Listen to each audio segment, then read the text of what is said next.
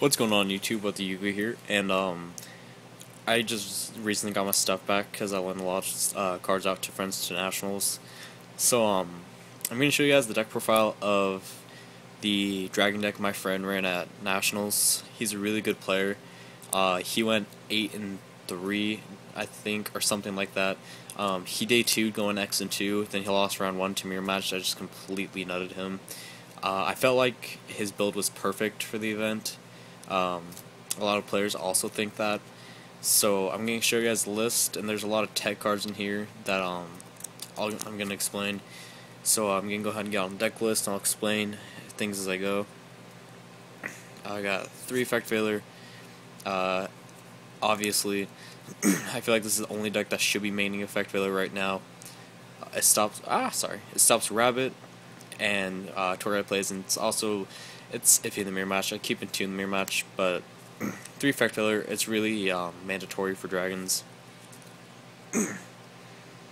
Next up, we got 3 Torghides. Obviously, there's a lot of power plays you can do with this card. You can go into Leviathan if you have a Red Eyes in your hand, so you can just remove it. Levier to bring back your Lilas to pop back rows. Or stall Zen mains, that works too. 3 Light Pulsar Dragons. Light Pulsar is just a huge 25 floater. The card never should have been made.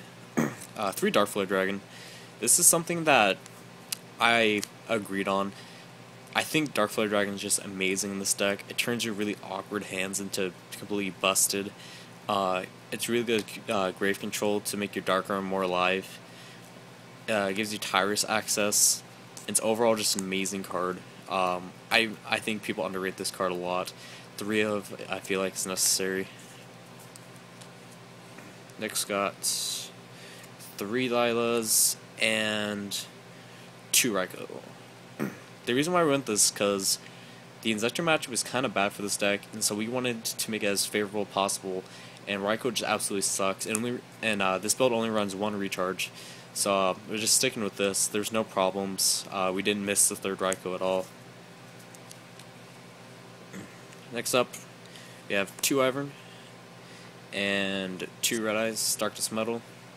I'm personally not a huge fan of Wyvern. I cut it down to 1, but you know what? It's player preference.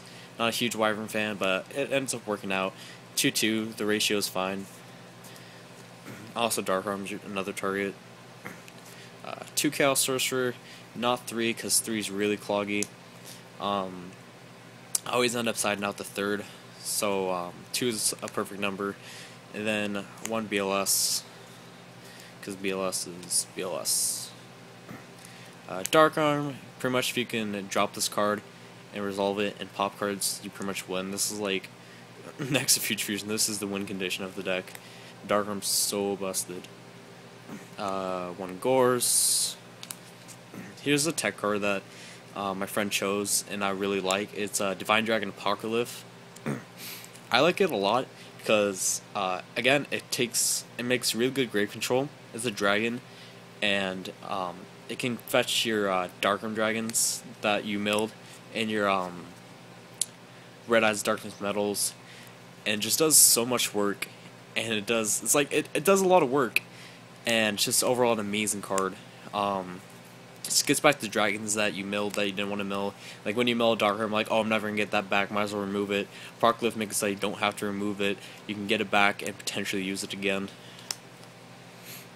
1 Card Trooper. Stuck with 1 Card Trooper. 2 is a lot. 1's enough. It's just instant mills, and when it leaves field, you draw a card. So it's not an overly amazing card, but still pretty good in the deck. Sangam Torghide, and then the tech of the weekend, 1 Battle Fader. The reason why he ran a Battle Fader is because in the mirror match you don't want to lose, and this gets around a Strike Bouncer. So in the mirror match when they OTK, you just drop Battle Fader, and then you go off next turn and punish them pretty much. Battle Fader was an amazing card all weekend. You could tribute it for your Light Pulsar, tribute it for Dark Flare. There's just a lot of plays you can do with it. So I definitely like the main deck Battle Fader.